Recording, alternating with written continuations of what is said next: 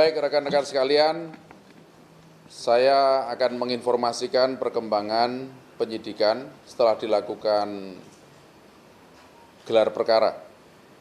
Jadi merupakan bentuk pentahapan penyidikan yang kemudian melibatkan secara komprehensif ya untuk menganalisa dan membuat sebuah konstruksi hukum dalam penyidikan,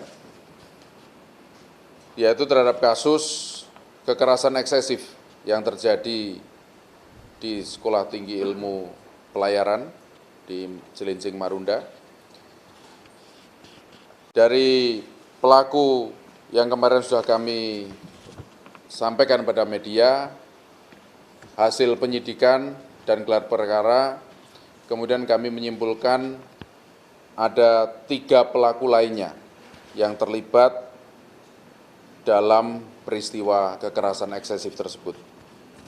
Jadi total saksi yang sudah kita lakukan pemeriksaan ada 43, taruna tingkat 1 dan tingkat 2 serta tingkat 4 sebanyak 36 orang, pengasuh STIP, kemudian dokter klinik STIP, dokter rumah sakit Tarumajaya, ahli pidana, dan ahli bahasa. Kemudian barang buktinya berupa visum et repertum, kemudian pakaian korban, pakaian tersangka, dan CCTV yang kemudian sudah dilakukan analisa digital. 3 tersangka tambahan tersebut adalah AKAK alias K, lalu WJP alias W, dan FA alias A. Adapun peran dari masing-masing tersangka tersebut adalah pelaku FA alias A adalah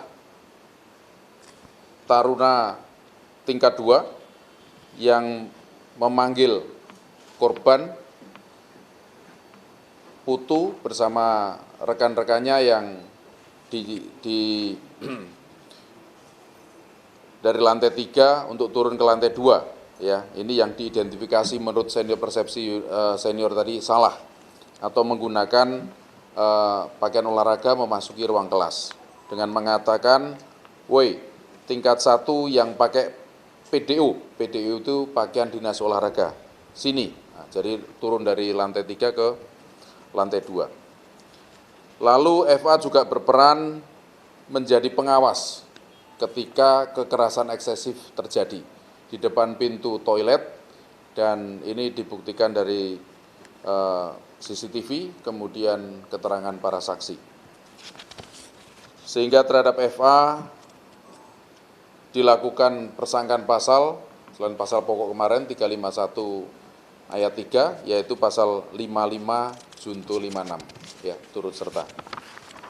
Lalu terhadap tersangka WJP alias W, pada saat proses terjadinya kekerasan eksesif,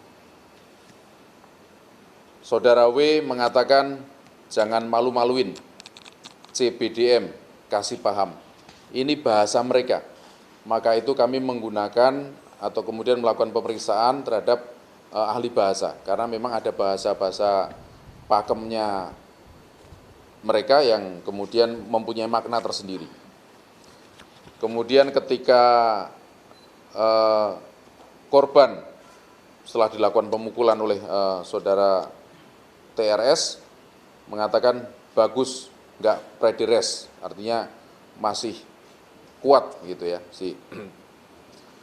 Kemudian terhadap WJP juga dikenakan konstruksi pasal 5556. Lalu tersangka tambahan yang ketiga adalah KAK alias K. Peran KAK adalah menunjuk pada korban sebelum dilakukan kekerasan eksesif oleh tersangka TRS dengan mengatakan, "Adikku aja nih, mayoret, terpercaya." Ini juga kalimat-kalimat yang hanya hidup di lingkungan mereka, mempunyai makna tersendiri ya di antara mereka. Terhadap tersangka K juga dipersangkakan pasal 5556. Sehingga 3 tersangka itu menjadi atau mempunyai peran turut serta turut melakukan, ya dalam konteks ini orang yang melakukan, yang menyuruh melakukan atau turut melakukan perbuatan itu. Barang siapa dengan sengaja memberikan kesempatan, daya upaya atau keterangan untuk melakukan kejahatan. Jadi memperlancar prosesnya peristiwa kekerasan eksesif. Bentuk 5556 ini adalah penegasan dari prinsip dari keturutsertaan dalam suatu proses pidana, ada kerjasama dan ada kerjasama yang nyata dalam perbuatan atau tindak pidana kekerasan eksesif.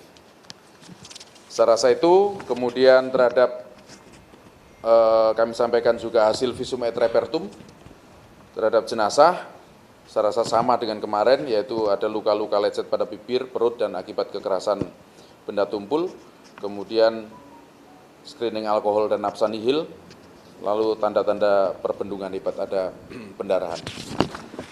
Saya rasa itu, terima kasih rekan-rekan. Hari ini kita melakukan proses penyidikan berikutnya terhadap 3 tersangka tambahan dan dilakukan penahanan terhadap yang bersangkutan. Ancaman hukumannya sama dengan yang konstruksi pasal kemarin ya, hanya mungkin dari pembelaan atau ada pemberatan atau pengurangan tambahan karena 55 ya nanti. Jadi masih 15 tahun. Ya 15 tahun penjara. Nah ini ada